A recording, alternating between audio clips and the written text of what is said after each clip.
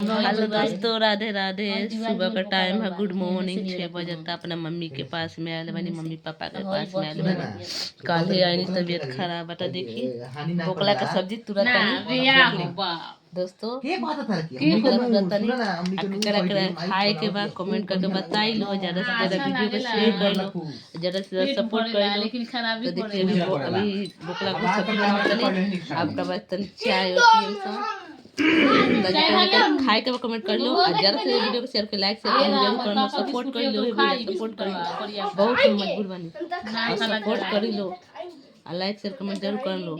देख लो हम बेटा काले अलबान बिस्कुट लियल बड़ा काले अलबान बबुआ बिस्कुट देखी दिखाओ तो तने मैं जिम निकाल के देखिए रे अपना मौसी से पैसा मांग के बिस्कुट लियल बड़ा देख ली लो खाए के में चाय बिस्कुट पे।